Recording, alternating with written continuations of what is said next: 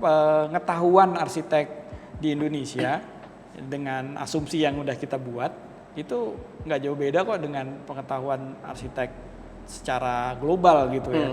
Gitu. Jadi perkembangan arsitektur modernnya yang memang menjadi diminati oleh banyak generasi sekarang gitu kan, dan ya pengalaman-pengalaman arsitektur lainnya yang mungkin jadi hal yang positif buat kita kembangkan gitu. Oh ternyata sejauh ini kayaknya kita udah berjalan di jalan yang benar deh arsitektur kita gitu.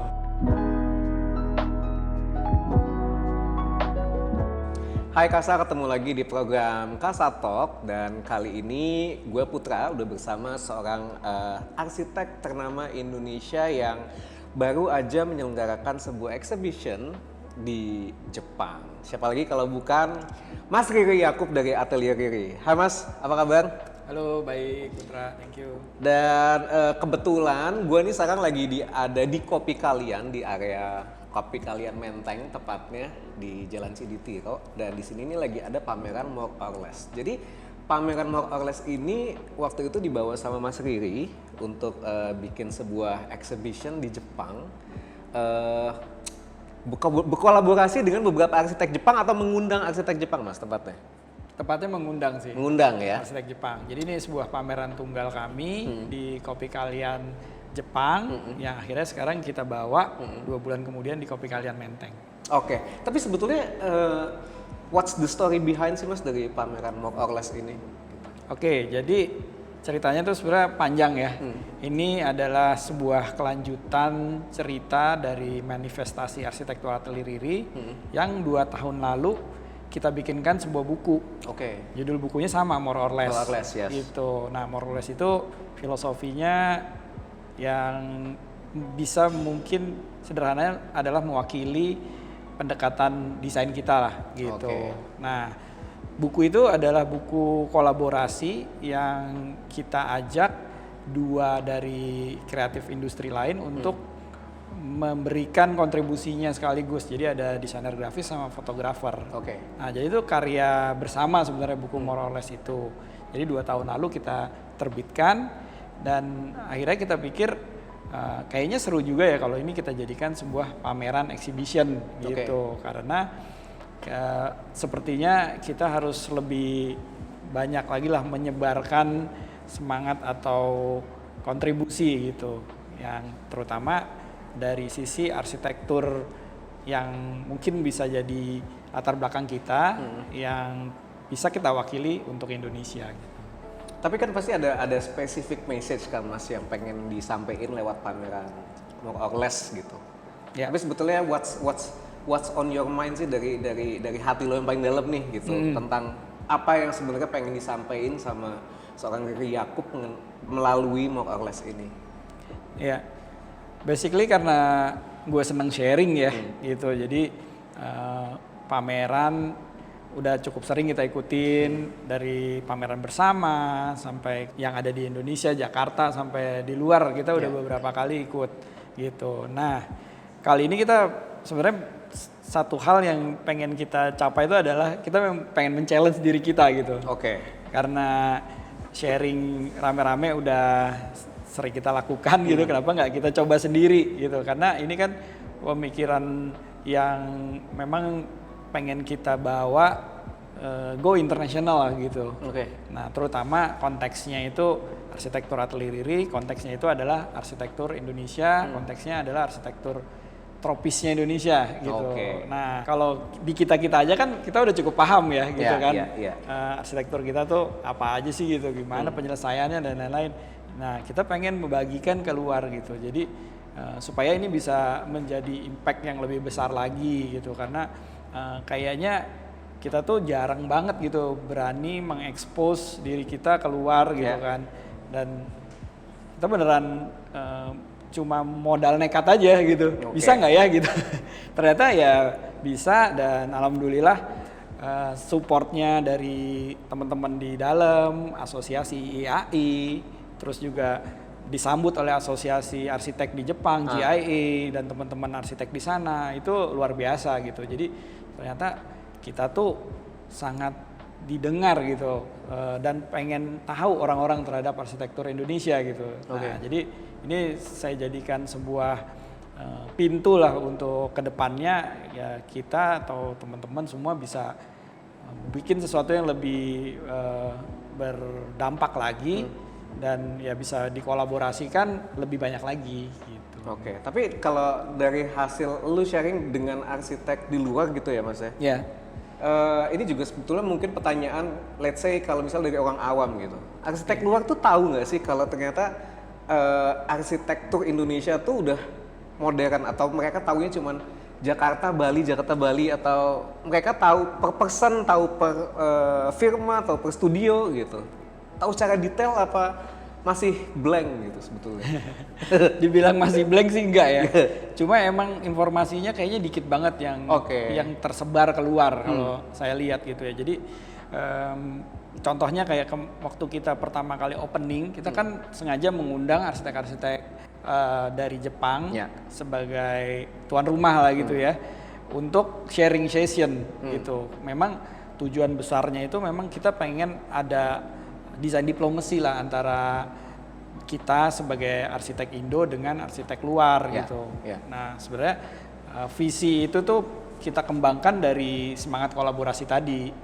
Nah dan kagetnya kita tuh ngundang beberapa teman-teman arsitek, baik yang udah punya nama maupun enggak, itu benar-benar random aja kita coba mau deh kalau misalnya didatengin arsitek kayak Kengo Kuma atau kayak Tetsuka atau siapa, udah kita sebar gitu loh. Kita kasih tahu, kita kasih undangan bahwa ini ada arsitek Indonesia, Atli Riri, which is mungkin dia juga nggak tahu gitu. Tapi kita berani bikin pameran di Jepang gitu. Dan pamerannya ini sangat-sangat inklusif, nggak terlalu formal kayak pameran pada umumnya gitu kan, kayak bikin di satu tempat hall besar dan lain-lain. Ini kita bikin di sebuah coffee shop gitu, yang mana coffee shop itu juga milik orang Indonesia, menjual kopi-kopi Indonesia. Nah jadi kan relate tuh ya konteksnya. Nah akhirnya last minute bahkan ada salah satu arsitek besar di itu, Profesor Tetsuka, itu insist mau datang, mau ikut dalam sebuah diskusi yang kita adakan di opening itu. Iya, gitu. Kalau dilihat tuh nggak ada di poster sebenarnya. Jadi nggak sempat ada di poster karena kita udah gimana ya, udah kita masukin aja. Surprise guest jatuhnya. Surprise guest bener-bener sampai kan kita ngajak Mas Aang ya, Andra Matin, dia aja nggak tahu. Mas bakalan ada Tetsuka nih Mas, oh yang bener gitu. Nah ya sampai seantusias itu, mungkin satu hal karena ya satu arsitek Indonesia jarang gitu kan, saya rasa yang senekat itu gitu untuk saat ini. Kedua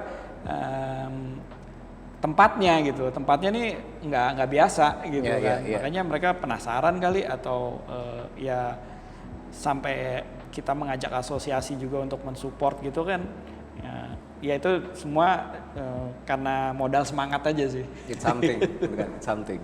Oke, jadi gue masih sangat tertarik ini Mas dengan ide membawa sebuah exhibition justru ke tempat yang compact, sebuah coffee shop di Jepang gitu, dan itu kebetulan coffee shop Indonesia, kopi kalian.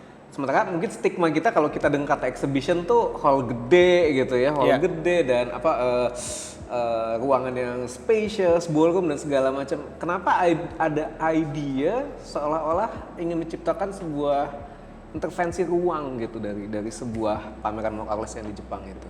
Ya, jadi emang ini pendekatan yang beda ya yang kita ingin hadirkan gitu kan. Biasanya di sesuatu yang eksklusif, private, ini kita bikin di area publik gitu.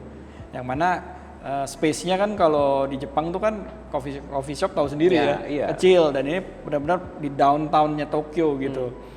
Kita pengen hadirkan sesuatu yang emang belum pernah orang lakukan sebelumnya gitu. Jadi kita bilang ini semacam special intervention yang mana tadinya udah ada, dan memang ruangan ini tuh udah ada fungsinya gitu kan, sebagai tempat orang ngopi, nongkrong gitu. Nah gimana kita menghadirkan sesuatu yang nggak mengganggu apa yang sudah ada, tapi bisa menghadirkan pameran kita gitu, bisa menghadirkan exhibition arsitektur gitu.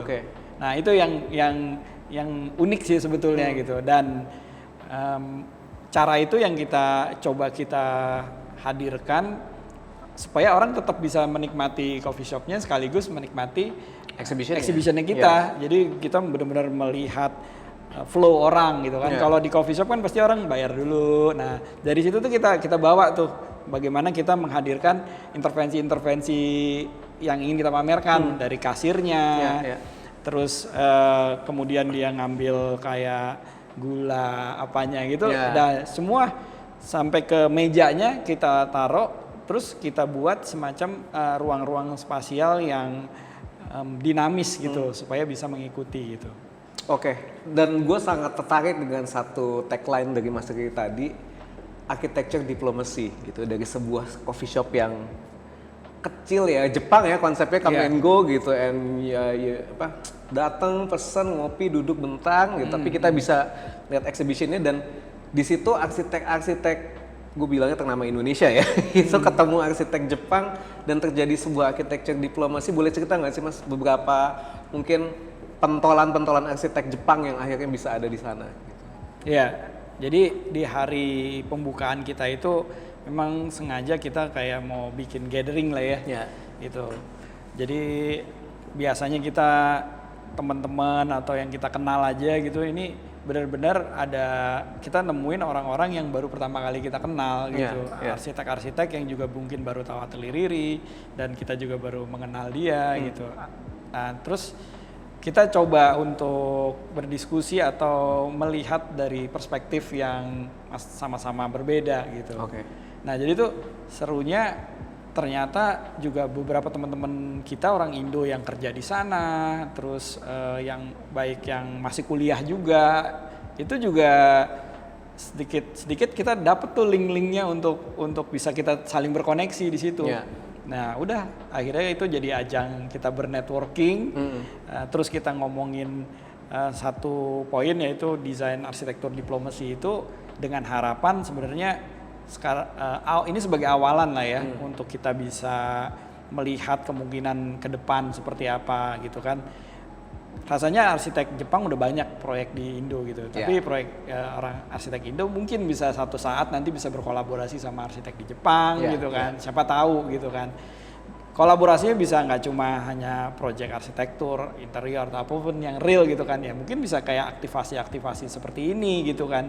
Yang penting buat saya ini bisa luas gitu ya impact-nya ke depan gitu. Visi Atelier Riri, visi gue sendiri ke depan ya pengen give back lah buat society gitu ya.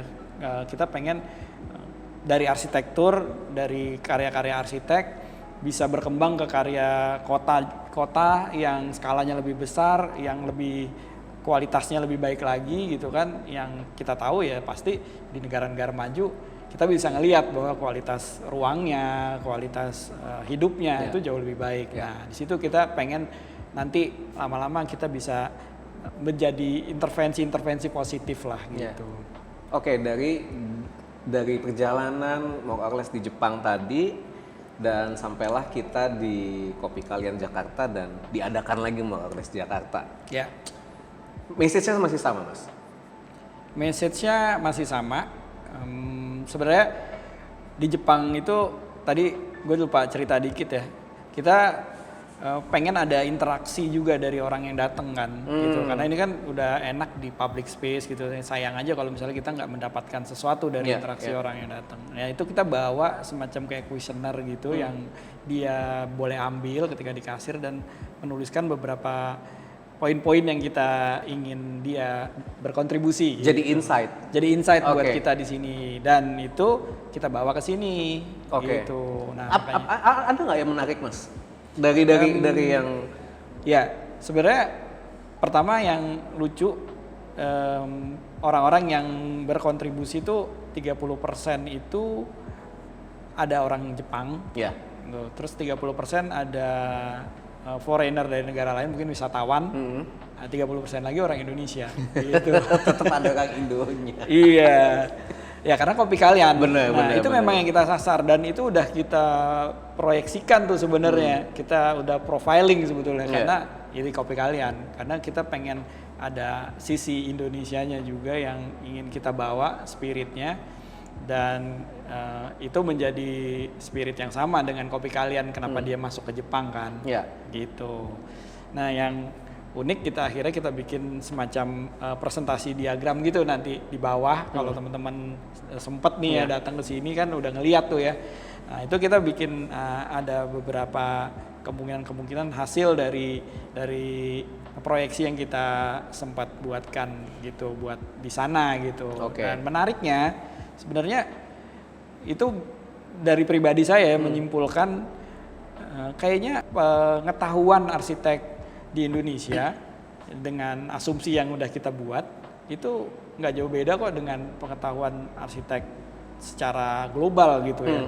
Gitu. Jadi perkembangan arsitektur modernnya yang memang menjadi diminati oleh banyak generasi sekarang gitu kan, dan ya pengalaman arsitektur lainnya yang mungkin jadi hal yang positif buat kita kembangkan gitu. Oh ternyata sejauh ini kayaknya kita udah berjalan di jalan yang benar deh arsitektur kita gitu. Sebenarnya sih mungkin iya Mas, tapi kayaknya ada beberapa faktor X kayaknya gitu nyebutin ya, yang membuat kita kayak stuck di situ-situ aja gitu.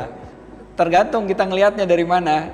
Kita bisa ngelihat itu sebagai satu challenge atau membuat itu sebagai satu peluang kan gitu. Nah saya rasa sementara kita terus mengembangkan dengan keterbatasan yang ada, ya itu bisa jadi peluang-peluang baru lah. It's a long journey ya. Tapi akhirnya kan Mas Riri decide untuk collab dengan beberapa brand kayak Sunday, BioLiving, terus ada graphic designer Sapu Terbang juga gitu. Gimana sih cara Mas Riri akhirnya menggait gitu mereka semua gitu, untuk meyakinkan this is something good? Caranya kesannya menjadi sesuatu yang filosofis sekali gitu, padahal nggak juga sih. Jadi sebenarnya dari awal more or less book itu kan adalah sebuah kolaborasi ya gitu. Nah jadi semangat itu sih mau kita kolaborasikan terus gitu. Jadi dari tahun lalu sebetulnya gue sempat ngomong ke teman-teman di Atelier Riri gitu ya, bahwa ini kita ke depan nih pengen ada give back-nya loh buat society gitu ya. Nah dengan semangat itu ya disupport juga sama teman-teman di dalam, akhirnya kita bikin apa nih, sesuatu apa nih gitu. Akhirnya keluar tercetuslah ide gimana kalau kita bikin pameran gitu kan. Nah ditambah lagi awal tahun ini gue sempat diundang oleh PEM, Asosiasi Arsitek Malaysia waktu itu, untuk giving lecture, dan dapat sambutan baik dan dapat insight yang banyak gitu, yang gue rasa kayaknya kita bisa ambil momentum itu gitu. Nah dengan semangat itu gue coba menggait lah teman-teman yang kira-kira available secara waktu. Betul. Nah ketemulah teman-teman yang di circle kita gitu. Sapu Terbang itu tadinya anak magang Atelier Riri, arsitek yang memang passionnya itu justru di desain komunikasi visual itu. Nah kan berserempetan lah dengan itu. Ya terus kita ketemu sama Roots Lab gitu kan. Roots Lab itu kan teman-teman produk ya. Mau nggak gitu bikin sesuatu, karena kita tanpa ada orang yang ngerti atau bikin produk itu kayaknya pameran nggak akan jadi apa-apa nih gitu. Nah ternyata mereka mau, dan mereka juga mensupport visi yang kita ingin sampaikan. Udah nih kita dapetin dulu aja tim produksinya nih ceritanya. Terus duitnya dari mana nih, ongkosnya gimana gitu kan. Nah terus kita sebarkan spirit ini ke teman-teman produk atau industri gitu kan, yang memang mereka punya visi yang sama gitu, nggak cuman pengen jualan gitu kan. Nah akhirnya ketemulah sama BioLiving, sama Sunday, terus juga beberapa lah produsen-produsen yang memang selama ini udah ngerti nih Mas Riri tuh seneng yang aneh-aneh bikinnya gitu. Agak out of the box gitu. Iya, nggak cuman pengen berarsitektur aja, tapi ya punya punya energi lah buat hal-hal seperti ini gitu. Ada yang satu sih ya Mas yang kurang.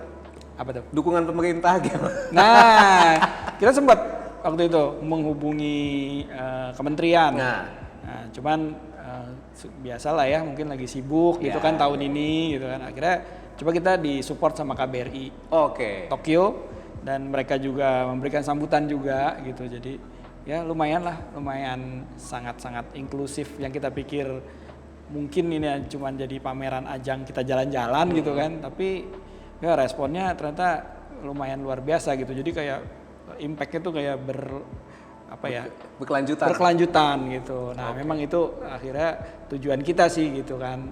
Nah, that's why kenapa kita akhirnya buka di Jakarta di bulan ini, dari bulan lalu dari bulan Juli Agustus, sebulan penuh ya supaya cerita yang kita dapat dari Tokyo bisa kita bawa ke sini, dan kita bisa give back lah buat teman-teman komunitas di sini. Terus selama acara juga kita undang ada discussion talk juga dengan beberapa teman-teman arsitek Indonesia yang membahas sudut pandang yang berbeda dari desain diplomasi. Gitu. Terus ya salah satunya yang kita ajak Mas Farid Masduki dari Hadi Prana yang udah cukup senior gitu kan.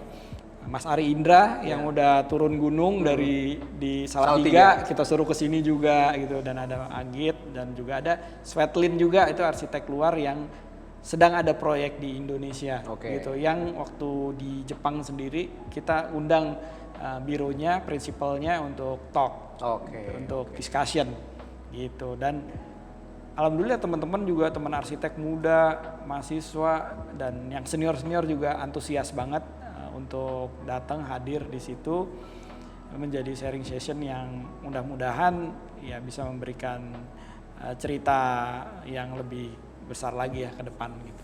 Gue inget tadi Mas Riki sempat mention klien udah ngerti kemauan seorang Riki Yaakub yang kadang suka aneh-aneh gitu. Tapi memang atelier Riki itu juga gue mengenal dengan desain-desain yang menurut gue selalu asimetris. Tapi kalau misalnya ini balik ke core-nya atelier Riki gitu ya Mas ya? Yeah. What is your design message?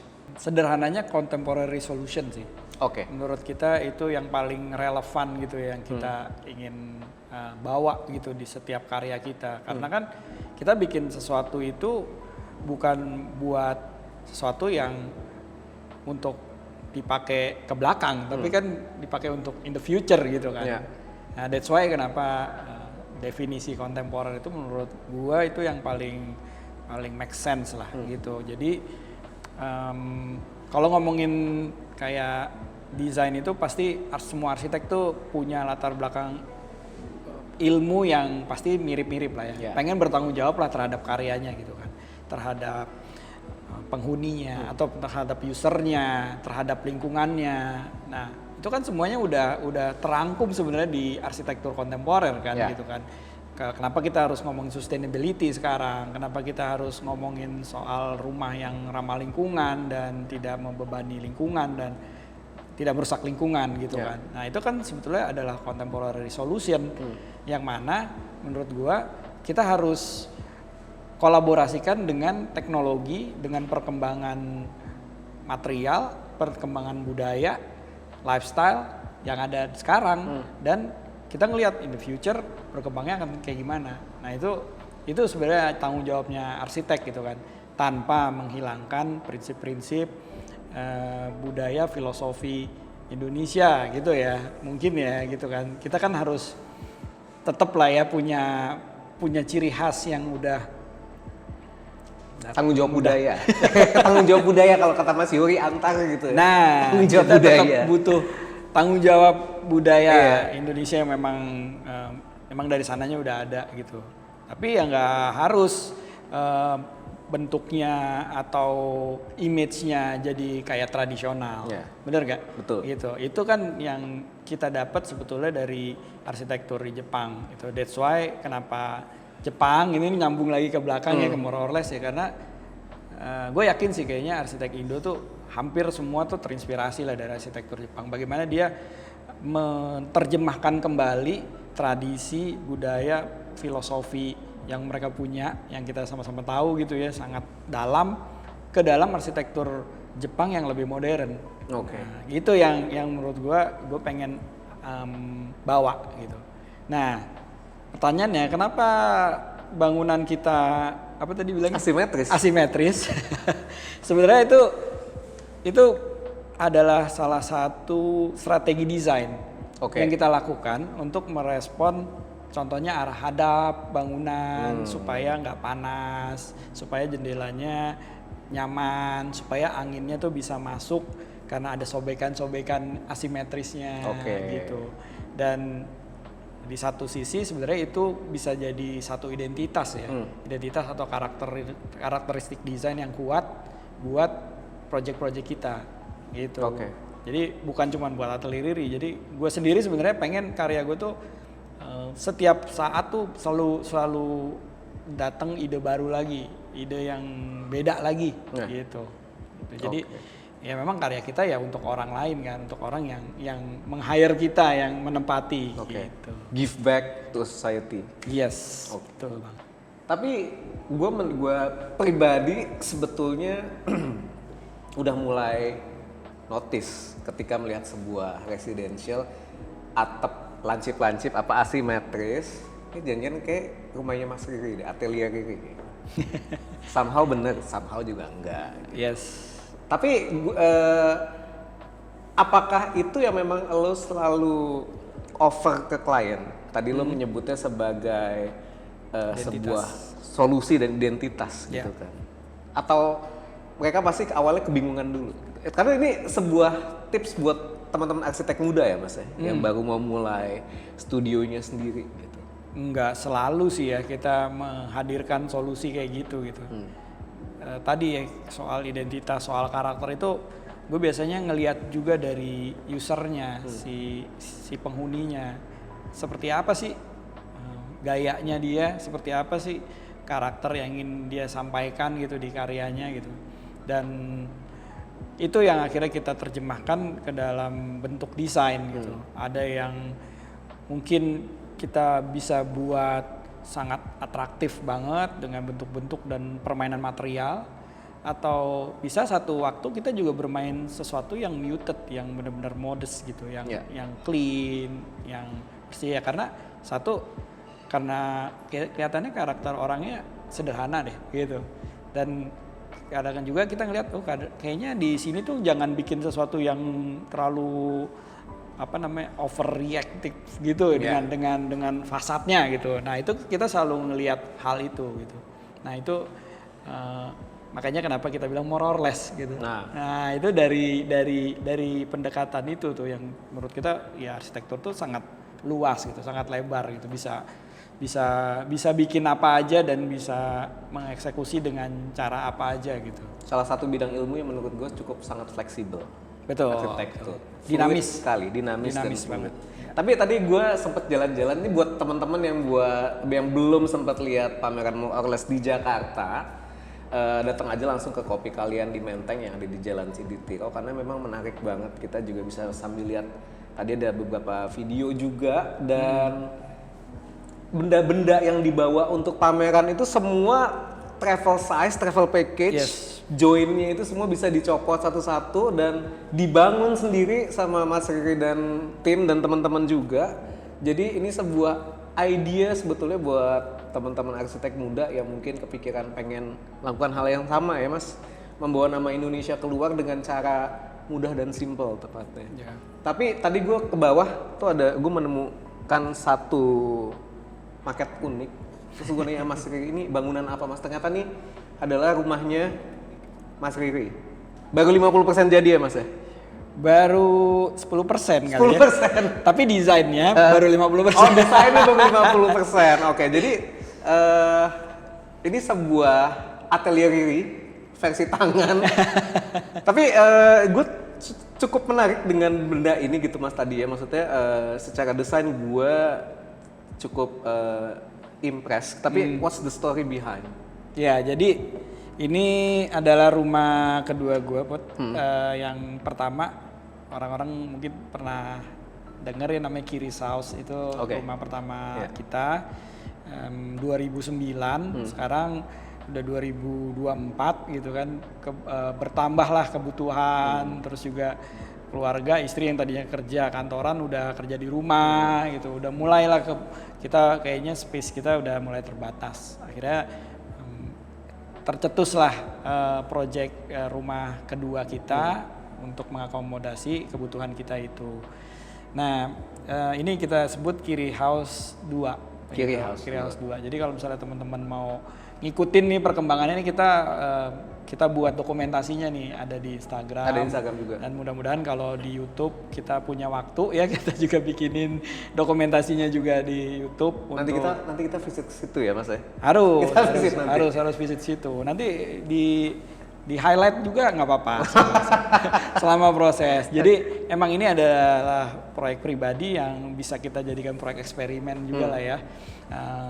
Karena udah tahu banget nih kebutuhan kita, jadi kita bisa benar-benar menyesuaikan sama penggunaan user dari keluarga gue sendiri gitu di sini. Gitu sih. Ini gue penasaran berapa lantai nih Mas berarti? Kalau kelihatannya sih 3 lantai ya, iya. Cuman banyak hidden floor di dalamnya. Oke.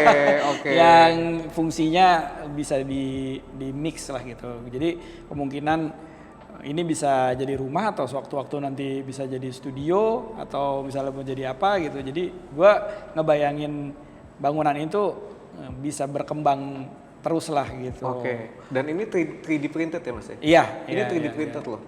Gitu. Jadi buat teman-teman juga kayaknya ini hal yang mulai teknologi matters ya. Iya. Dimana pembuatan maket bisa sedetail ini, dan kita langsung kalau misalnya kita mau bawa ke klien gitu ya, dia langsung ada bayangan ini kemana nanti, kira-kira kayak gini gitu. Jadi jangan protes. Gitu. Oke. Untuk luasan berapa Mas berarti? Ini tanahnya sekitar 180. Tapi bangunannya jujur gue juga nggak ngitung. jadi ini proses desainnya tadi seperti gue bilang, ini mungkin baru 50-50 lah ya gitu. Nanti dalam perkembangannya gue mau explore material apa ketika dieksekusi, dan ketemu produk apa gitu yang mau di trial itu open for many opportunity lah untuk bisa di create gitu. Nah, konstruksinya saat ini lagi berjalan. Ini juga kita kolaborasi juga sama salah satu kontraktor di Jakarta, masih 10% proses gitu. Jadi ya masih banyak harapan-harapan lah ya gitu. Mau diginiin, mau digituin ya gitu. Bisa banyak-banyak dibayangin lah. Karena kebetulan ini dekat rumah, dekat kantor juga. Jadi ya lebih mudah lah gitu dalam proses. Naik ke area lantai 2 di kopi kalian ini adalah masih exhibition juga dari bagian dari more or less atelier Riri. Tapi di sini lebih banyak ke bagian material exposure ya Mas ya? Ya. Jadi mock-up material yang bisa dibilang sering dipakai oleh seorang Riri Yakub, seorang atelier Riri. Ya. Dan kenapa Mas Riri tertarik untuk mengekspos beberapa material ini? Seberapa penting sih sebuah atelier Riri itu dalam pemilihan material, dan what's the point gitu? Ya. Atelier Riri itu seneng banget sama komposisi ya, komposisi, proporsi gitu kan. Sama tadi ketika kita mau being minimalis, kita bisa sangat clean, tapi kemudian kita pengen explore sama sesuatu yang maksimalis gitu, ya kita bermain sama material. Nah, gue tuh seneng banget sama hal-hal yang bersifat tactile gitu ya, yang mana sebenarnya itu saat ini challenge banget tuh buat arsitek untuk craftsmanship gitu ya. Nah, makanya itu yang menurut gue kita bisa kulik di saat ini gitu. Semakin susah, semakin jarang, itu kan semakin menjadi sesuatu yang spesial gitu kan. Nah, di beberapa project yang kita lakukan, kita selalu mencoba hal-hal baru terhadap eksplorasi material. Nah, contohnya yang sebenarnya kita bawa ke lantai 2 ini di exhibit di sini, yang mana ini sebenarnya waktu di Jepang kita nggak bisa bawa gitu, karena di sana kan ya kita keterbatasan ya buat bawa barang-barang yang berat gitu kan. Nah, di sini kita bawa untuk mewakili pendekatan kita yang dari aspek more-nya lah gitu. Kita mencoba untuk sesuatu yang lebih effort gitu terhadap karya-karya kita gitu, dengan membuat pattern, dengan mengeksplor teknik material, misalnya kayak contohnya ada anyaman, ada pakai GRC berpola gitu. Itu kan sesuatu yang memang intensif gitu, intensinya ada gitu, gitu terhadap project. Nah itu yang pengen kita jadikan identitas buat setiap proyek kita gitu. Jadi beda gitu. Ketika bata gitu kan orang dari zaman dulu udah main bata, dari zaman candi udah ada bata gitu. Tapi batanya Atelier Riri itu kayak gimana sih gitu. Nah kita explore. Nah kayak gitu-gitulah hal-hal yang kita belum pernah dan kita pengen coba lagi sesuatu yang lebih baru. Nah itu yang kita jadikan value ya buat desain Atelier Riri. Sejauh mana sih Mas Atelier Riri itu bisa dibilang sekarang mungkin banyak teman-teman arsitek yang lagi suka banget sama eksplorasi Indonesia gitu. Ada nggak sih yang diterapin sama Atelier Riri dan itu diaplikasikan mungkin ke dalam beberapa proyek gitu, kayak pemanfaatan, let's say kalau kita ngomongin kayu jenis apa, bata ngambil dari mana, kayak gitu-gitu. Iya. Kalau hal kayak gitu sih kita menyesuaikan sama konteks biasanya, gitu. Jadi kalau ya tadi salah satunya kontemporer itu ada sustainability gitu ya. Salah satunya sustainability itu ada material.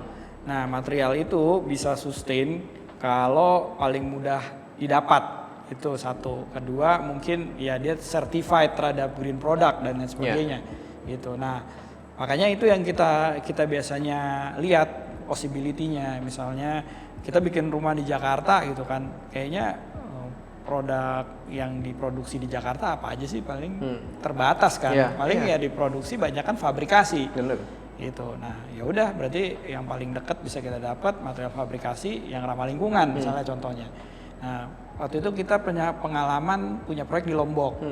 Nah di situ kan barang tuh pasti dari Jawa semua. Benar, gitu. benar. Nah, di situ kita idenya adalah menggunakan material lokal, material kayu lokal untuk dikerjakan oleh tukang lokal juga yang memang mereka sudah biasa mengerjakan seperti itu gitu. Nah, itu alasan-alasan itu sih yang kita pakai untuk memilih material gitu. Beberapa pertanyaan terakhir Mas Riri nih. Atelier Riri dan Riri Yaakov gitu ya, satu package yang menurut gue brandingnya luar biasa. Dan ini insight juga menurut gue bisa jadi insight yang bagus buat teman-teman arsitek muda gitu. Sebetulnya what is your strategi sih untuk membuat sebuah branding? Lu sebagai arsitek, tapi lu juga membawa sebuah firma desain lu sendiri gitu, Atelier Riri menjadi sebuah branding yang impresif. Masih punya energi sih, maksud gue ya luar biasa gitu ya. Ya, karena emang gue nih jadi arsitek nih karena semangat dari temen-temen juga yang gue dapat dari sharingnya mereka gitu. Jadi gimana ya? Ya memang di-encourage lah ya dulu waktu mau jadi arsitek. Padahal awalnya merasa arsitek itu kayaknya teknis banget apa gitu kan. Ternyata arsitektur itu adalah soal berbagi ya, berbagi ke ya mungkin ke klien-klien kita, bagaimana kita membagikan ilmu kita untuk mereka bisa mendapatkan sesuatu yang bisa meningkatkan kualitas hidup gitu kan, jadi lebih baik lagi gitu. Dan ya akhirnya gue berfokus pada kesana gitu, fokus pada bagaimana kita bisa terus berkontribusi lah gitu ya. Salah satunya memang karena gue hobi bersosial media dari zaman Twitter tuh, bikin cool tweet gitu sampai sekarang ya dunianya udah bergeser. Akhirnya emang Atelier Riri banyak dikenal di sosial media karena menurut gue sharing ilmu itu nggak ada salahnya kok, bahkan jauh lebih baik. Impact ke kita juga mungkin dari kritik dan masukan itu juga bisa membuat kita lebih maju gitu kan. Ya why not kalau misalnya kita terus jangan segan-segan gitu untuk berani sharing. Dan itu yang menurut gue kayaknya lack dari lingkungan kita ya, lingkungan desain yang memang kalau kita lebih banyak sharing kan kita akan lebih banyak mendapatkan ilmu-ilmu baru gitu kan. Dan dari situ juga kita banyak mendapatkan network yang jauh lebih luas gitu, yang mana itu juga akan berimpact pada kita lebih banyak dikenal sama orang-orang di luar gitu, dan itu memberikan banyak kesempatan kita juga, baik itu secara karir maupun buat kolektif buat semua gitu. Nah itu yang gue rasa energi yang selalu gue utamakan lah ya gitu. Jadi kita nggak cuman mikirin ya proyek, tapi apa nih give back-nya buat orang gitu. Nah itu juga jadi pertanggungjawaban secara langsung buat kita untuk kita terus menjaga karya-karya kita tetap punya tanggung jawab lah gitu. Tapi Atelier ini, kalau gue boleh komen ya, salah satu branding arsitektur yang bisa mematahkan stigma arsitek-arsitek itu introvert. Nah, tapi lewat Atelier ini gue bilang enggak juga nih, ini asal niat konten sih. Nah, betul. Kemasannya juga harus menarik dan punya story wise gitu ya. Dan asal tahu aja ya, sebenarnya arsitek itu basicnya nggak introvert loh harusnya. Ya kalau introvert gimana bisa dapetin proyek? Iya benar juga. Gimana bisa ngeyakinin klien? Bener gak? Gitu. Tinggal ya mau aja waktunya. Banyak ketemu banyak arsitek tuh, Ri lo kok bisa ya waktunya gini-gini, gue pengen tapi nggak bisa waktunya. Nah itu tinggal masalah itu aja sih. Iya. Ya mereka mau nggak mendedikasikan gitu waktunya. Ya menurut gue tetap sih yang perlu kesadaran untuk itulah gitu. Oke. I have one big last question for you nih Mas Riri. What is your biggest concern for Indonesian architecture sih sekarang ini? Ya mungkin berbeda ya kalau gue jawab hal ini saat ini dengan 10 tahun yang lalu mungkin dengan 10 tahun yang ke depan gitu. Jadi mungkin selama YouTube ini masih ada mungkin jawabannya akan beda nih nanti. Untuk saat ini sih kalau gue rasa di usia gue sekarang berpraktek juga udah hampir 14 tahun gitu ya. Gue ngelihat bahwa mungkin secara nggak langsung gue melihat impact-nya masyarakat secara umum udah menyadari bahwa desain itu penting gitu ya. Desain itu matter buat sesuatu, baik itu secara pribadi untuk mensupport aktivitas kita maupun secara komersil gitu. Tapi sayangnya di kita ini kita sangat kurang ketat terhadap regulasi dari sisi arsitek sebagai praktisinya maupun dari sisi bangunan terhadap aturan-aturan yang ada, baik itu skala kota, skala di daerah dan lain-lain gitu. Nah, menurut gua kalau arsitek sendirian atau desainer sendirian yang menjaga hal itu nggak mungkin bisa kuat gitu ya untuk menjamin bahwa apa yang kita buat ini bisa memberikan impact yang jauh lebih besar untuk membangun kota yang lebih baik, membangun arsitektur yang kualitasnya tinggi gitu. Nah itu sih yang menurut gua kayaknya itu PR bersama ya, yang mana kalau kita selalu berada di keterbatasan itu, di satu titik kita akan stuck gitu loh, gitu. Maksudnya ya terbuktilah kemacetan dan lain sebagainya. Itu kan solusi kota yang sebenarnya perannya arsitek juga ada di situ kan. Bagaimana menempatkan zonasi-zonasi ruang yang benar gitu kan. Nah hal kayak gitu yang menurut gua PR yang juga nggak mudah gitu kan. Nah itu yang kayaknya mungkin teman-teman dari media bisa ikut juga menggaungkan lah semangat itu. Artinya bukan cuman ngomongin desain, tapi ngomongin desain yang baik dan tepat. Itu memang harus sama-sama dijaga gitu ya. Baik kita para arsitek mengedukasi dari sisi klien maupun dari sharing gue yang sering gue lakukan, dan media juga mungkin jadi corongnya nih ke awam gitu kan.